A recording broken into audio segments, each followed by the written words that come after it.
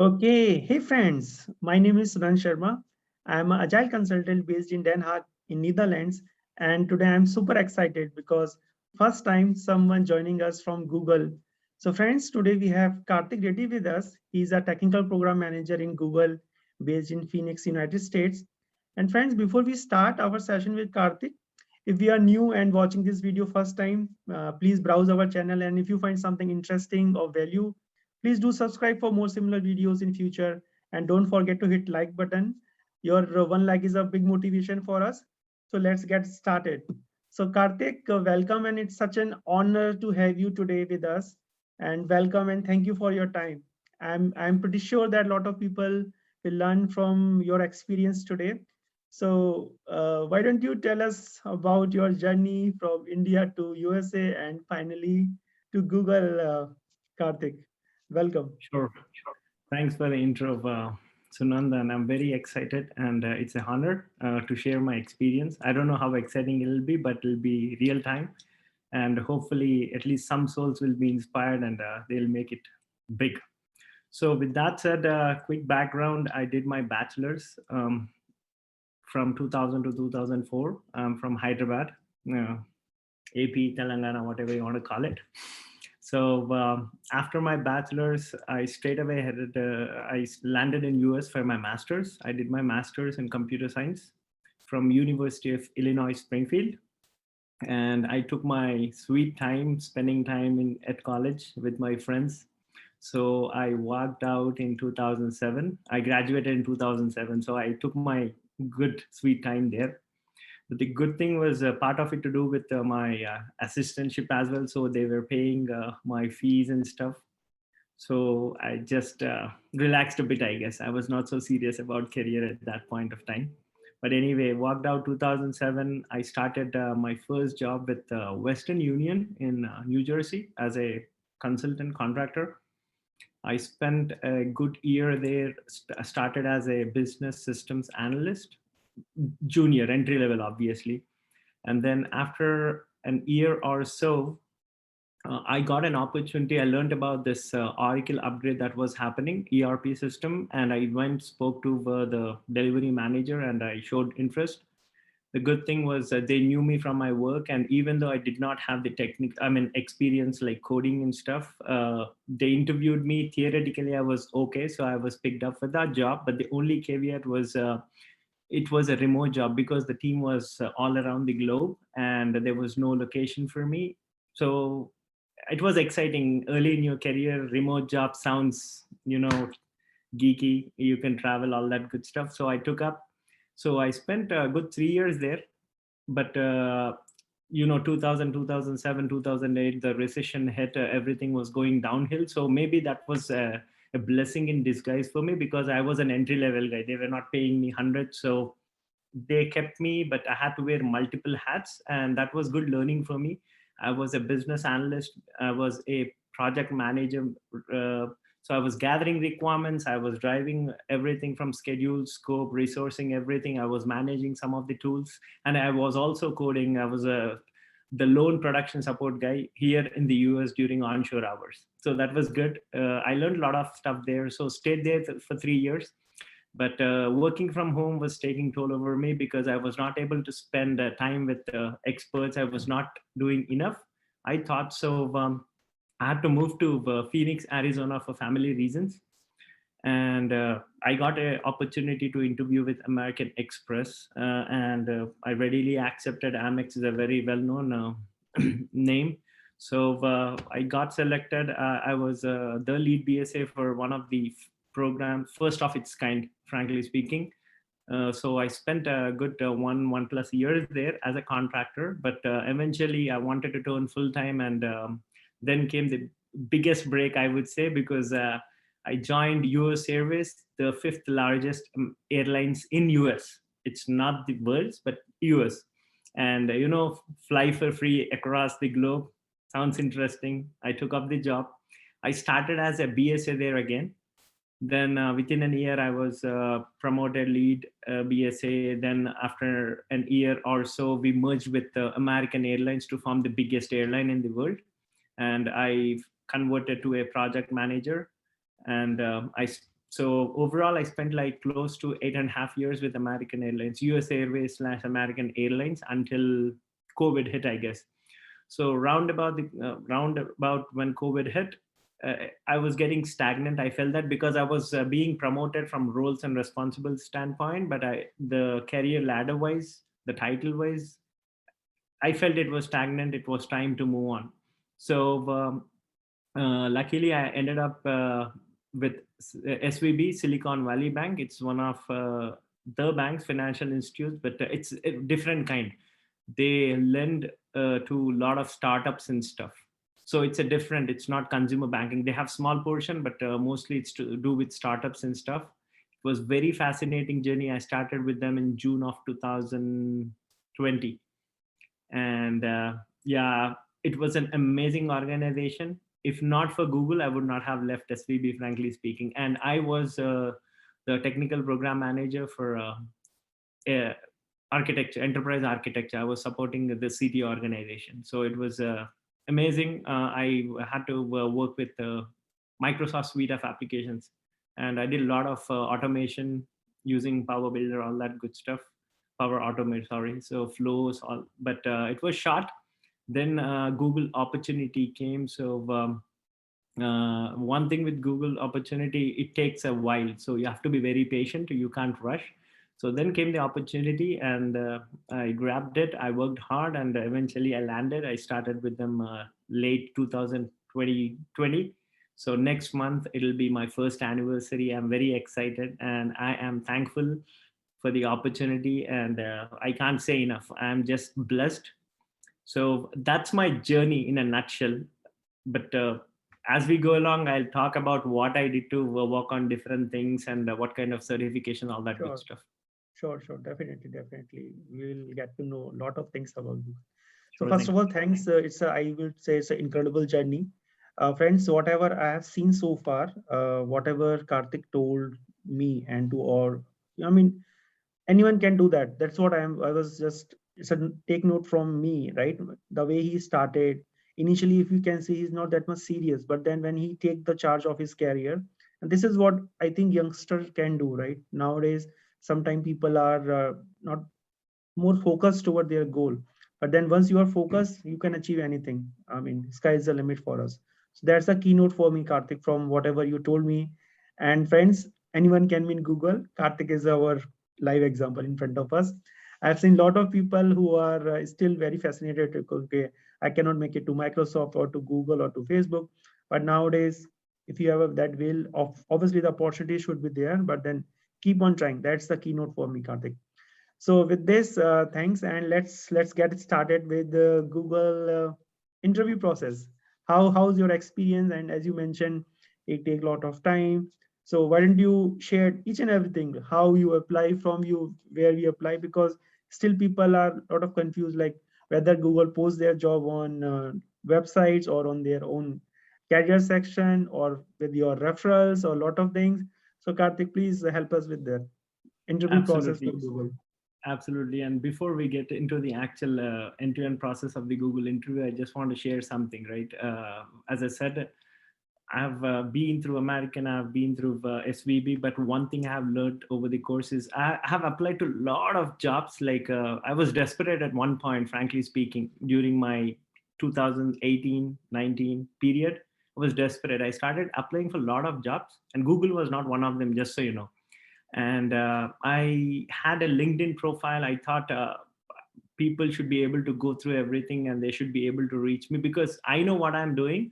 My assumption was when people go through my long 4 or 5 page or whatever that LinkedIn profile, they should learn what I'm doing. But the thing is, people have to realize that they don't know me personally. I don't know you personally. Your LinkedIn social media profile these days, especially when you talk about careers, LinkedIn is your gateway. So I request and suggest everybody that make it look visible, use keywords, whatever you're trying to. You don't have to write paras or essays. All you have to do is use the right verbiage, make it visible, because that's your gateway, that's your big ticket. Once your LinkedIn catches eye, then the process kicks off. If you're not able to get the hits, from the recruiters, then obviously you're missing out on big things. So keep that in mind. So I have to thank my better half, my wife, best half, I should say. She was the one who reviewed it. She's also into IT program management, just so you know, and she helped me a great deal. So maybe I was not too serious. She helped me with updating my profile, reviewing. She's my biggest critic. So thanks to her. And once she did, frankly, I did not apply for any Google job. I was approached by a Google recruiter, and they said, "Hey, would you like to? Are you interested?" That was the very first question. Obviously, Google is a dream company for anybody. That was like I was shell shocked. Not in a million years I would have thought about working for Google, but I'm now talking to a recruiter. So the process starts off with your LinkedIn profile. Obviously, I did not apply, so they reached out to me. We exchanged messages and we set up a time. So the very first call is 30 to 45 minutes call with the recruiter. She calls us. She'll just talk about your profile. She'll go through your profile, regular questions. She's not drilling you anything, or he or she for that matter. They'll just want to understand, get a feel of what you want to be, why you want to switch to a job. Because obviously I started with SVB and it's less than 6 months, and the question came was, why you want to switch SVB? You're a full-time employee there. Obviously my question was, Google is a dream company for many and I want to grab it. It's nothing wrong with SVB. So one thing to note here is never use negative words or point fingers at your Criticize current or something. employer or anything. So just make sure that you are very positive in your, show your excitement to join Google, not to leave one company. Okay. So show your excitement to join Google. So it was a very good call. It was casual talk. And the best part is they'll make you very comfortable. It was not like, okay, she or he calls me and say, tell me about yourself. What technologies do you know? It's not like that. It's like two friends talking, trying to get to know each other. So it was amazing. The first call went through, and then I was informed that they will be moving forward. So they walked me through the next step, which is a 45-minute technical call or technical round, they say it, with one of the program managers. And we don't know who that is. They won't be sharing details because Google is such a huge system. Anybody can be calling you. So that's one. And then they'll set a time, they'll ask you for time. And the best part is, this is where you start feeling very comfortable. Google is such an amazing employer. They came back during COVID days. I know everybody was working from home, but the request came back like, hey, Karthik, are you available? What's your availability? I said, these are my available dates. Then they came back to clarify something, say that, hey, Karthik, you know what, if you want to do it after hours, because we know you're already employed, absolutely fine with us. That was going above and beyond. As you can see, they wanted, somebody is willing to go above and beyond to interview me after hours. Meant a lot, showed a lot to me. I said, absolutely. So 45 minutes call was set up. Then the 45 minutes call, normally you will be talking to a technical person, a technical somebody belonging to a technical organization. And it can be a program manager, it can be a developer, it can be anybody, whoever, we don't know. You won't get to see the person's profile, so that you're prepared. But this will be, obviously, when you're applying for something like a technical program manager, obviously technology is a big thing, and we are talking about the biggest technical giant. So it was kind of technical, and I'll just shed out some light what kind of questions you might be asked in the 45 minutes thing. So obviously this is your first interaction, they learning your skill set and you learning about the kind of roles and responsibilities. So quick example, they might ask you to, hey, can you design Twitter for me? Okay. Can you come up with a design for Netflix? Can you come up with a COVID tracking app? So I want to take a pause here and explain my learnings. One of the things, a lot of interviewing candidates, especially when you're interviewing for somebody like Google, Amazon, whatever fan companies, your dream companies, right? You are excited, you have butterflies in your belly. Everybody does. I'm sure even our CEO had those when he interviewed. So anybody, for that matter, it's human nature. So first, do not try to answer the question from the word said go. As soon as the interviewer ends his question, don't try to answer it. You are more, it's a mature conversation between two professionals. So the biggest advice is if the question is pretty clear, if you are in that domain, yes, absolutely. You have that domain, absolutely. Go ahead and answer it. If they asked me something about airlines, I would have jumped right into the answer. But it's a good process to take a pause, gather your thoughts, and make sure that when you start the interview, ask the interviewer that, hey, may I use pen and pencil or whatever, because it's easier to jot down notes and gather your thoughts. And it's not disrespectful not to look at the camera because you already mentioned it to the interviewer. That shows that you're being serious. You're not trying to answer you're not trying to pluck answers from thin air.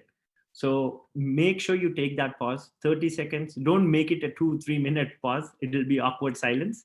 The 30 seconds, 1 minute should be good enough, but do communicate that to the interviewer that, hey, you mind if I just gather my thoughts, jot down some notes, and then give you an answer. And remember that they are not looking for an answer. It's just not Google, any big company. They are trying to see how you navigate your path, because we know Twitter is already defined, Netflix is already defined. There is less from designing perspective, frankly speaking. But if they ask you like a COVID tracing app, that's a new thing, right? At this point, do not assume things. Do not think that COVID tracing app is like to track how many people got COVID in Netherlands or Phoenix. It might be totally different from interview standpoint. So the more clarifying questions you ask, the better for you. So it shows that you are just not trying to answer the question, but you're trying to understand the problem. And one key takeaway I would share is always start with the why. So start with hey, we already have Twitter. You're talking about Twitter again. So are you talking about a different version of it? Think through that. So it's not at all demeaning, or it's not disrespectful to ask that question. You are trying to understand the why, so that you are able to define what you want to do, and the how part is the later part. So why, what, and how are the key things. So ask clarifying questions, and it doesn't have to be like you just have to restrict to 1 or 2 questions. It's like Sunan wants me to come up with a car. I'd like to understand, is it a sports car? Is it a stick shift? Is it these are all valid questions. It might seem like you're not answering. You are absolutely, because every question you are answering is getting you closer to that answer. So maybe spend 3-4 minutes talking about clarifying questions, and at some point you need to stop, because designing Twitter in a 45 minute absolutely not possible. So what you need to do is you stop at some point, just clarify that these are the assumptions I'm making. This is phase 1. I'm trying to design this one, and share your answers. This is how we are. So like, hey, you have a UI, you have a backend, you're talking about millions of users. You always talk about the success criteria. What is the success criteria, right? Coming up with a Twitter web page is as easy as 5 minutes thing, but there's a lot of processing goes behind, right? Make sure you understand the success criteria. So when you touch on all these components, right, front end, back end, middleware, databases, it shows that, hey, you understand the overall picture. Now your focus is not to develop the end-to-end picture as a TPM. Frankly speaking, your main role, core responsibility is to make sure everybody is following that track to get to the end goal. It's like herding cattle. So that is the big thing. So show some process. How do you deal with it? How do you start off, kick off, make assumptions, talk about how you manage stakeholder communication, so you define roles and responsibilities, all that good stuff, raid metrics if that's needed. So talk about the things that are very core to your. Don't get into the details like, hey, I want Cassandra or I want to use dot. Do not marry yourself to a technology. That is going to show that you are restricting yourself. And I think you're on mute. So that's one thing. So here's the thing. I feel personally, asking the right question is the biggest thing. Not talking about technology until it's required is a asset, because you should be very flexible, especially in an organization like Google. They don't shy away from using different technologies, even if it's from a competitor. They're absolutely, because it's all about delivering value to the end user, right? So that, keep your mind open, never get into the technicalities and try to go back and forth why you are saying NoSQL versus SQL database. Absolutely, you can give them a reason why you want to go with NoSQL for a thing like Twitter, because it's not structured. But you do not want to get into the technicalities. Don't just so what happens is you go on a tangent and you lose the purpose. They are not able to get all the information squeezed out of you. So that's the 45-minute thing. Normally what they do is 35 minutes. First 5 minutes you just ask the clarifying questions, then you start explaining, and then you make sure that on your way, do not keep explaining them everything. Take a pause. You talk about front end, give them give a pause and make sure that, hey, this is what I'm assuming when I'm talking about this UI. Now let's talk about backend. Let's talk about hosting it in cloud, load balancing, whatever it is. Take pauses at regular intervals. Make sure that the interviewer is following and you're giving them an opportunity to talk. That shows that you're a good listener. It's just not that you're going on and on and on. It's not about how much you talk. It's about what kind of discussion you both are having. Is it involving both the parties? It's not a one-way street. Make sure it's a two-way street. And 35 minutes, that's about it. After that, you will be given a chance to ask questions. And a lot of times, even I did this mistake. I'm excited, obviously, to join a company like Google, but do not ask, hey, what are the next steps? When would I hear back from you? You are talking, they are spending their valuable time to us with us so that they want to onboard us. Obviously, they are in a hurry, but they cannot predict it. Things, it takes long. It can be 1 week, it can be 6 months or 12 months, being very honest. So don't ask regular stereotype questions. I would say when you're preparing for an interview, make sure that you ask intriguing questions like, it's your last opportunity to leave a mark on the interviewer. It's like a closing bang, climax in a movie, right? So make sure the question is interesting. Okay, it doesn't have to be about technology. It can be around role. So you can just ask what it's like working for a company like Google, FANG, whatever, and what happened to the previous person who was in this role. You know, you're trying to understand whether it's a new org, old org, what happened to the person. And when you hear something like they have been promoted, it shows that there are growth opportunities. You know, you need to learn something out of your last question. So that's what the initial 45 minutes conversation is. So that was the end of it. Within a week, you should be hearing back from the recruiter, and they come back and say that, hey, you got through it. And very rare occasions, if the interviewer thinks that, hey, there are levels in every organization, obviously. And this happened to me and a couple of my friends. If they think that we are above certain role, or they think that whatever we are interviewing you, we are below certain role, below is okay because they have already interviewed. We are already been through that interview. But if they think we might be suitable for upper level, they might come back and say that, hey, you know what, would you mind taking one more 45 minutes interview? So it's a positive sign because you are one step closer. So that happened to me, obviously. And then once you get through the first and optional second 45-minute interview, now the big part, then you hear back from your recruiter. She shares the outcomes, not anything particular about topics, but it's yes, no, good thumbs up or no. So then the big thing, now it's time for the big finale, I would say. They will set up, ask your time for a full day interview session, like 5-6 interviews within a given day, 45 minutes each. Obviously, due to COVID, it was all remote. So they'll ask you for your availability. That's the best part. After hours, absolutely fine. So you have that set up, and you will have ample time between the interview results and the full day interviews.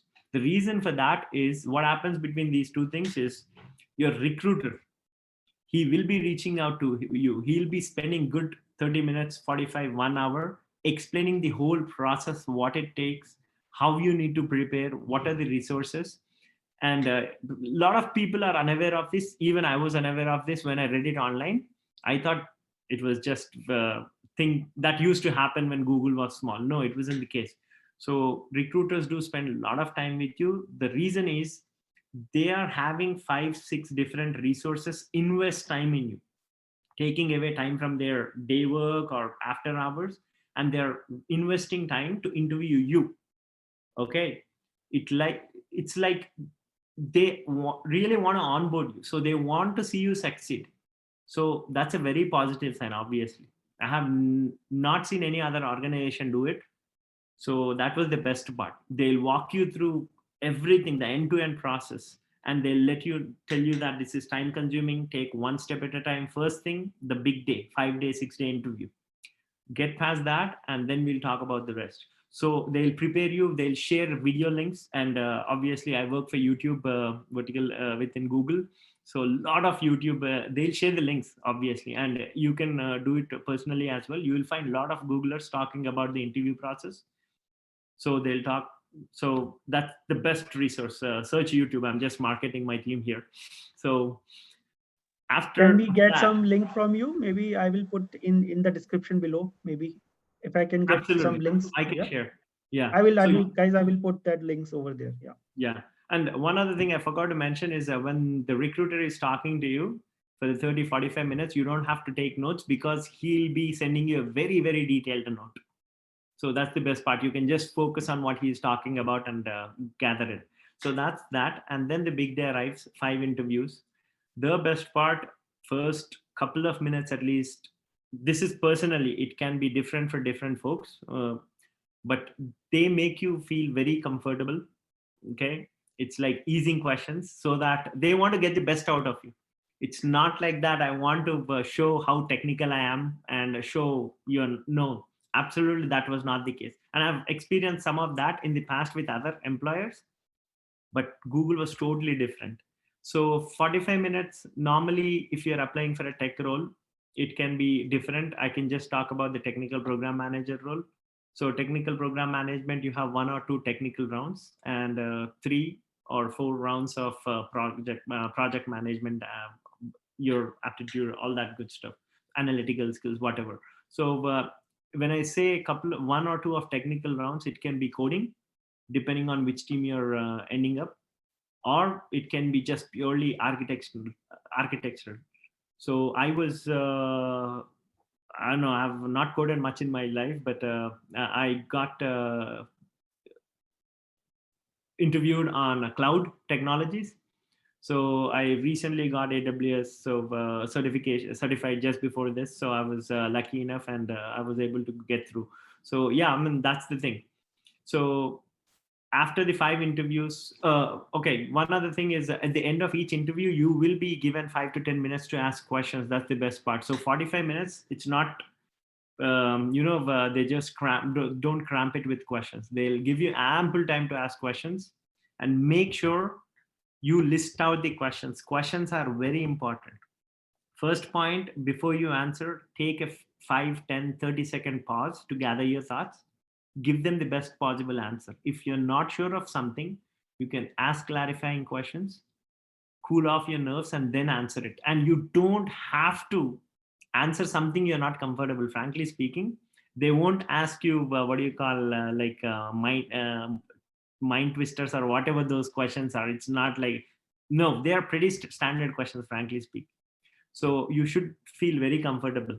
So that's that. They'll make you feel comfortable between the calls Do as you well. remember anything, or maybe anything similar, if not exactly, you want to share, like, so that people will get an idea that, okay, that this is what, let's say you mentioned about cloud, right?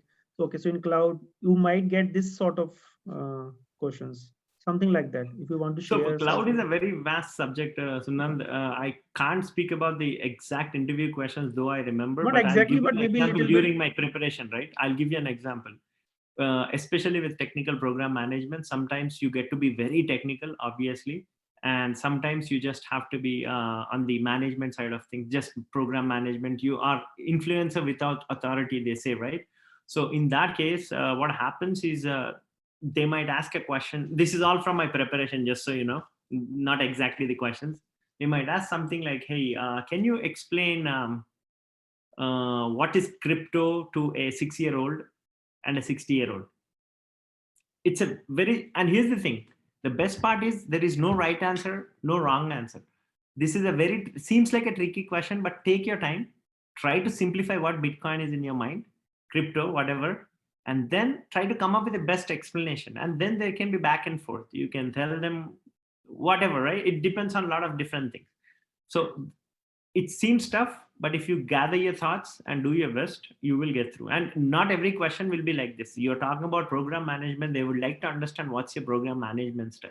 So if somebody is not reporting to you, a lot of times nobody reports to you, right? You're working in a matrix organization. So they would like to understand how you deal with issues for some reason, right? How do you deal with someone performing below their standard, right? So those are the kind of questions you can expect. You don't have to deal with any tricky questions, mind bogglers, nothing like that.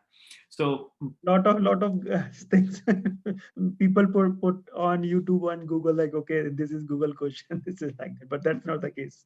absolutely, absolutely. Here's the thing, right? Just because they're working for Google, they have nothing to prove. They want to see you succeed. That is the biggest thing. Okay. And you will understand that, you will get that vibe as soon as they jump on the call. Frankly speaking, they want to see you as a Googler at some point, and they'll be encouraging, they'll be guiding. Sometimes if you're off to a tangent, they'll be guiding you, catch those things. If you're just going on answering a question and not relevant to the topic, they'll try to guide you as well. So that's not at all a negative thing. So here's the thing, take one session at a time. If you did not perform to your potential in one of the sessions, here is the biggest tip. Do not brood over it, okay? Just forget it. Deliver your best in the next. First and foremost thing is be very relaxed. If you think it's a very friendly conversation, it'll go very smoothly. If you're desperate and you don't want to miss out on Google opportunity, that's when things go, because you're thinking something else in your mind, not to crack the interview. Think it as a very friendly conversation over a cup of coffee. Okay. Normally, non-COVID times, I was told that when you go to interview at Google, one of the interviews will be over lunch. So it's that open. I was told, I have never experienced it.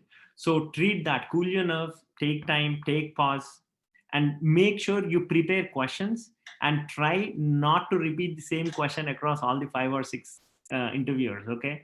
Prepare 2-3 questions for each interview, because you know more about your career than anybody else. Your LinkedIn profile or your profile is only a 1 or 2 pager. It's not a reflection of your true self. And so that's one. So again, after 5 interviews, they go back within 5 days for sure. 90% of the time you hear back from them, your recruiter, thumbs up, thumbs down. So if it's thumbs up, then the next thing is you are through the interview, the toughest part now. It's done, dusted. You feel proud. You're the next thing that happens is, there are 2 versions of it, Sunan. So what happened with COVID is, before COVID, after COVID, I'll say, or I don't know what the rule now is. Once you are through the interview, yes, everybody agrees that after the calibration sessions, everybody decides that yes, he is good for Google. So some of the characteristics I'll tell you to emphasize on, right? Show that you are willing to learn. Okay. In the interview process, the way you need to structure your answers. Show that you're willing to invest time in your career, because if you just want to code only in Java, it's not a big selling point. Understand? You want to expand your skill set. Show that you are ready to get your hands dirty by jumping in from your past experiences. Okay. So it shows that you're willing to take on whatever it takes to succeed. You want to succeed. You are eager to learn. You want to see, eventually talk as if you want to end up as a CEO one day. Everybody wants to shoot for this moon, right? So that's what it needs to be. So those are the things that you have to keep in mind. But now that the big thing is over, you hear back after 5 days, thumbs up, you're good to go. Now the thing that happens is your file, whatever your interview result, your questions, answer, how you did, what did the interview key in your, because they'll be taking notes as well, likewise. So make sure that you use pen and paper most of the time. Do not ignore that part, and don't think that not having eye contact with the interview is a bad thing, because when you're jotting down notes, you can, but when you're answering a question, you will have that eye contact. Unfortunately, we are in this situation. We are staring at the screen. But anyway, after this, your file is sent to something called a hiring committee within Google. And I don't know who they are. They are experts in the field. They get to see, they don't know. I don't know if they see your name or whatever, because all they get to see is the questions answered, how you did, what was your rating, all that good stuff. If the hiring committee says, yes, he's good to go, sometimes they can come back. So there are three possibilities I have learned from my research. They can say, you know what, I don't think it's a good fit. So sometimes good fit. Sometimes they say, you know what, I think we need more information to make a decision. Can you ask him for additional interviews, him or her, whatever, additional interviews? That can be the case. So three possibilities. Obviously, those are the only possibilities. If they say yes, that's good. Your recruiter comes back, says that yes, hiring committee is awesome, good to go. One more step to knock off. Then the next thing that needs to happen is, normally Google hires for a role, not a team. So for instance, you're working for XYZ company, they have a .com domain and they want an agile scrum master. They'll interview somebody and put them into that role. But Google is such a vast company. They have so many openings. What happens is they are interviewing you for a technical program manager. They're not talking about cloud technical program manager, .com domain. No. Technical program manager, if I get shifted into a new project tomorrow, I should be able to navigate my way out. That's the whole point, right? So what happens here is a lot of hiring is going on at Google. And these recruiters who are owning your file, they look at these profiles and they share your profile with hiring managers. They say, hey, I've interviewed XYZ candidate. He got through everything. Hiring committee gave thumbs up. He's ready to onboard. Would you like to have a quick chat? If the hiring manager thinks you will be a good fit, they'll set up a 30-minute call. Please note, this is not an interview.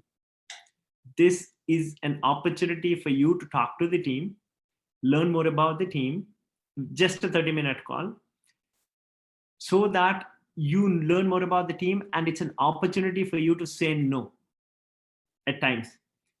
Okay, so as a hiring manager, I talk to the candidate and I feel he's good. But based on the conversation, you think that, hey, this is not what I want to do. You want more on the machine learning side of things, for instance. You might as well say no, absolutely. So it's a two-way lane again. So remember that. But if the hiring manager comes back and says, hey, we'd love to have someone on board, then that's the best news you can hear, I guess. The recruiter comes back and says, hi, HC gave a approval. You have a team match. This is called team matching. It's done now. Now it's the big part. They'll talk about all the good stuff now, the perks, everything. And once everything is an agreement, then they'll send out an official offer letter. And that's that. So it's a long process. And I'll share. So one twist, as I said, right, after the interview, it goes to the hiring committee and then the team matching. But sometimes in COVID, this happened to me personally. I was done with the interviews. Then they had to do a team matching for me. Okay. Once the team matching was done, then they had to send my file to hiring committee saying that, hey, a team is interested in this guy. Here is the file. That increases the chances of approval. That's what I was told. And I don't know, they can change it. It's up to the hiring HR policies, but this is the second version that happens. But eventually you have to get through all these steps. Hiring committee, team matching, hiring committee, doesn't matter. You get through that, then your offer letter is sent to you, you sign it, you have a start date, and there you go. You're a Googler now. So one last piece before I wrap up. What happens is when you get through interview, if your interview, the full day interview is a thumbs up, the results are good for next 12 months. So what happens is throughout the 12 months, if a recruiter is managing your file, he will be soliciting, or he'll be sharing your profile with all the hiring members. That's the worst part I'm talking about. So if you interview this June, you have the opportunity until next June, but you don't want to, obviously, after getting through the biggest hurdle, you want to be a Googler as soon as possible. But I've seen people wait 6 months, 8 months in some cases. So even personally, I had to wait 2.5, 3 months for the team matching to get through. So one thing is patience. It's a very long process, but you have to be patient. And I'll tell you, when you see the final offer letter, it's worth the wait, or maybe it's more than that, frankly speaking. Okay. Good, you have touched this point. It's very important, and you mentioned about perks. So I'm not going to ask you anything specific, numbers or anything like that. But if you want to share specifically on perk side, what sort of range maybe which you can look for? Again, it's varies from individual to individual, position to position. But maybe whatever the experience you have with your friends now, because you're already into Google.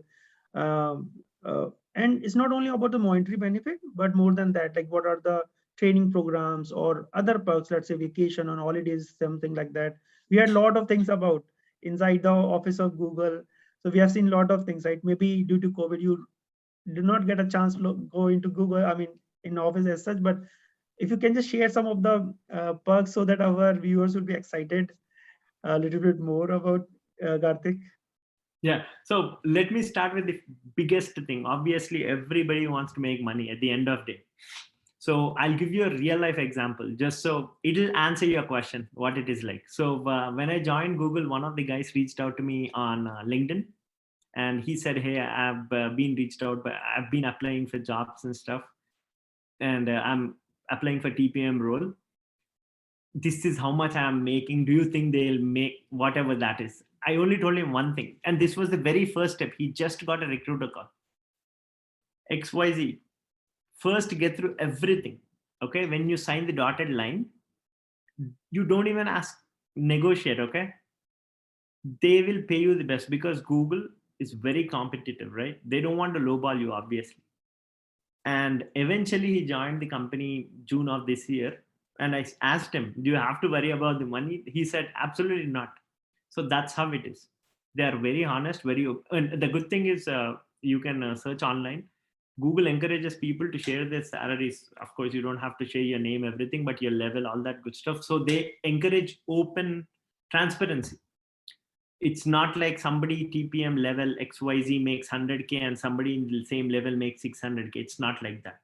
It can be little tweaky based on the negotiations and stuff, but it'll be in the same range. So you that answers your question, I guess. Monetary wise, that's the last thing you need to worry about. Okay. And other perks, obviously Google pays you sometimes. It depends on the role again. Okay, don't quote me on this, but joining bonus, you get stocks, RSUs as you call it, GSUs, RSUs, whatever you want to call it. When you join, they vest over 4 years period, and every year you have specific bonus targets. Obviously, depends on how Google does, and then depending on the role, demographics, all that good stuff, you have refreshers, what you call, which is more RSU stocks. And yeah, that's the financial part. I don't want to get into, but absolutely it'll be on par, it'll meet or beat the market range. Okay, so that's one. Health benefits, absolutely, I love it. They have a lot of different options, and yeah, during COVID, they have been very cognizant of the fact that we have parents, so they're very good. Even for new parents, it's amazing. It's not 1 or 2 weeks, it's few months. You can stay home. What else?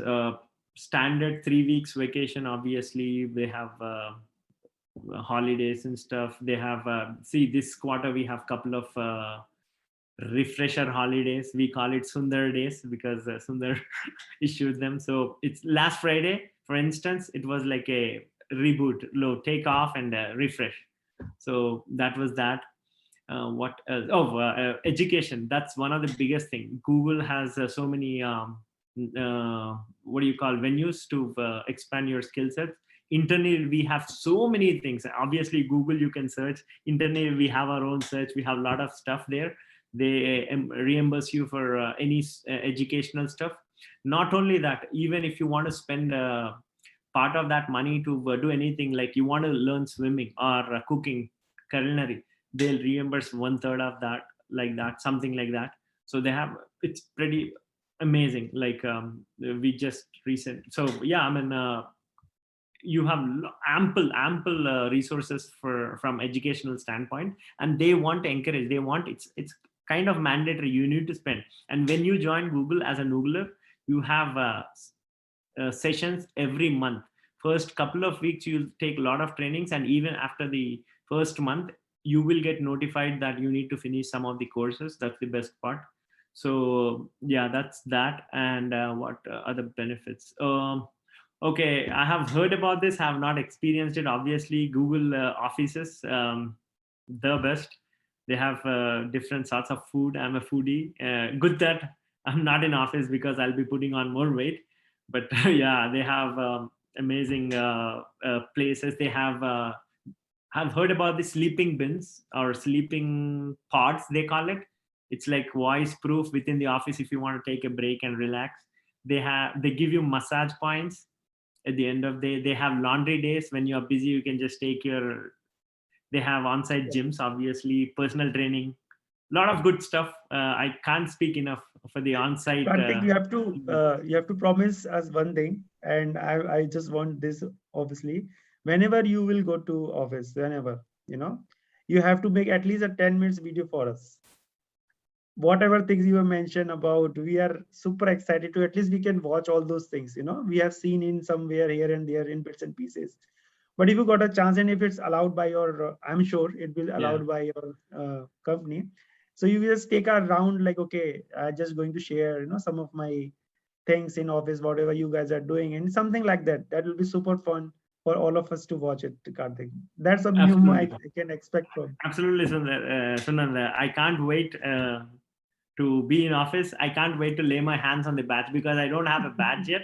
I am super excited. So, okay, Karthik. I think you have covered a lot of things. But if you have like 5-10 more minutes, I just want to wrap up with a couple of more small questions, Karthik. And if you know stuff, you can always share with us. So now you have mentioned about from a experience point of view, that okay, you are a technical manager, you already have so much experience with us, right? But what about, let's say, someone who is into, let's say, non-technical role, or someone who is pretty fresher? So you have any seen those kind of, maybe because you have, it's a journey, right, from you from last, I would say, 2 years now, not even 1 year. You might have seen a lot of other youngsters also joining Google, or someone who is not into that much technical role. Is it like that kind of things you might have experienced, and you want to share something that, okay, let's say if I'm a fresher, so what should I can expect? Let's say I just having 1 year or 2 years of experience. So what should I focus? Okay, coding, algorithm, or maybe data structure. I heard a lot of things about this. So do you suggest that, okay, as a fresher, or as a 1 or 2 years of experience, or someone like that, or if I'm a non-technical, is it there any possibility that I can get into a Google? What is your take on that? absolutely. So, great question. And that is one of the questions that always haunted me before joining Google, because I thought you have to be hardcore developer, all that good stuff. And that's a misconception. The reason for that is there are technical program managers, there are program managers, and nothing to take away. Here's the thing, best part. Uh, at times, even though you're a technical program manager, you might not work on technical stuff because of so many things, right? Maybe you're the lone TPM in your group, or you're not getting enough time to dwell deep into the technologies and stuff. But I have seen program managers, there are program managers, but eventually you're working on a technical project. So over a period of time, definitely you will get the nuances, you will get used to the jargon and stuff. But I have seen as many program managers as TPMs. The big difference is technical versus non-technical. And some of the stories I've heard is in order to get into Google, you need to hold a degree from one of the Ivy League colleges, all that good stuff. It's not the case. Google is all about solving problems. There are not too many values with Google. It's very simple. Respect each other, okay, value the opportunity, value the end user, obviously, and everything will fall in place. So that's their motto. They are not trying to come up with hundreds and hundreds of pages. It's very, very simple. Respect the user, respect the opportunity, respect your colleagues. That's about it. Everything falls in place. So I have seen people who have started as support staff and transformed into program managers with their interest. And seen people who have been there for like years enough. That inspires me, frankly speak. So it's not like technology will be your what do you call blockage between you and Google. Absolutely not. So but do not take technology away, because these days every company, for instance, even Bank of America, yesterday they were watching a article, reading an article, they said they are a technology company, right? Like Tesla is not a car company anymore, it's a technology company. So do not take the technology part away. One learning I can share is, here's the thing: you are living you're lucky to live in this area of social media, right? And especially YouTube, for instance. I don't like to watch long hours, but spend time. If you're driving somewhere, say for instance, you're going out for a walk, okay? Learn something. Say, what is cloud? Okay, what is public cloud, for instance? What is community cloud, for instance? You will get videos that range from 4 minutes to 4 hours. Spend 4 minutes video, at least you'll get a high level understanding, because we understand basic English. We are at least 1 2 years of experience, because you want to get into computer science technology firm means you understand the jargon. So that will give you an overview and you build on that. So keep listening to these short videos. That will help you a great deal. And get out of that nuance that, hey, technology without a hardcore development experience, you won't be able to get into Google. Absolutely not. Because this is my personal opinion. It's not the answer that makes you great. It's the question that makes you great. And to ask a question, you don't have to be technical. See, think about it. Elon Musk thought about, or whoever that is, thought about electric cars, right? He did not solve. He was not a scientist, or he built it up ground up. He asked a question: why only gas cars? He came up with that question. Is what we are seeing Tesla as, right? So on those lines, it's the question that is important. And when you talk about a question, we are not talking about, hey, uh, how do you parse this or not? We are talking about solving a problem. If you ask the right question, if you have the aptitude to solve world problem, then I think you will do great. You'll go great guns, and you will reach great heights. So I always think that question should push you forward. So it's not the technology. Technology is the medium to solve that. But where is that problem arising from with that question? So technology has nothing to do with the very first step, I think. But it's the solution to everything, obviously, at the end. Hope I And answered your question. I yes, yes, don't. absolutely, Okay. absolutely. And you have also seen little youngster in terms of coming out of college. So is it like the process is similar to them, or is it a little bit different in terms of questions, in terms of process, or everything is pretty standard in Google? No, frankly, I don't know much about that, but I know that Google do encourage or hire college students, freshers, not fresh out of college, even in the third, fourth year of college, they'll pick them up for internship and stuff. That Okay. shows a great deal, because they're not trying to go to MIT or all that stuff. It's open to everybody if you're competent. Oh, well, the other thing is they don't care about. This is my, again, personal thought. It's not about the degree you carry. It's about the knowledge, appetite for learning, solving problems that takes you places. You don't have to have a computer science degree. If you look at Google, it has been introducing a lot of certifications as well.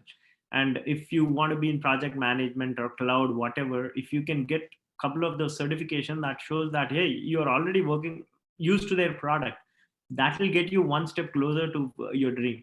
So it doesn't matter what you have done in the past, which school you went to, all that good stuff. What matters is, where do you want to get to, and where are you right now? What's your appetite for learning and exploring? So Okay, absolutely. And yeah, that's one saying, that it's your attitude which sets your altitude, not your aptitude. So I yeah. think that's what we can summarize like that.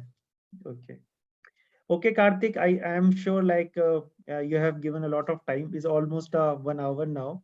And it's a great learning. Honestly, I'm telling Karthik, whoever is going to watch this session, there are a lot of misconceptions, even with me also, honestly, I'm telling you. But with this session, I mean, this is pretty much clear to me that, okay, anyone can join Google. It's not a big deal. When I say big deal, in terms of if you have a very persistent in terms of whatever you are doing, do it with your heart, with your soul. Understand your things, be very clear about your thought process and all those things, and never hesitate to ask why. That's Yeah. most important thing. Always ask why, whether in any interviews, irrespective of Google or anything. I have seen, as you mentioned, that people, when they just start, they just started for non-stop for half an hour, 1 hour. Yeah. They're not giving opportunity to me, or I mean, when I say me, means like as an interviewer, to take a pause. All those points, I would say, fits everywhere. It's not only Google. If you are actually any company, give that equal opportunity. There are a lot of learning which I have personally no, but now with you, it's like okay, now okay, my learning, my understanding is exactly the same what you have mentioned.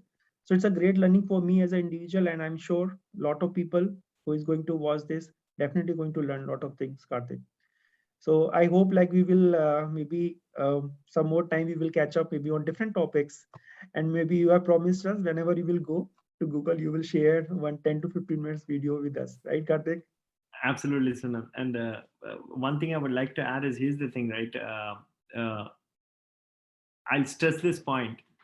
Your LinkedIn profile, okay, is your gateway.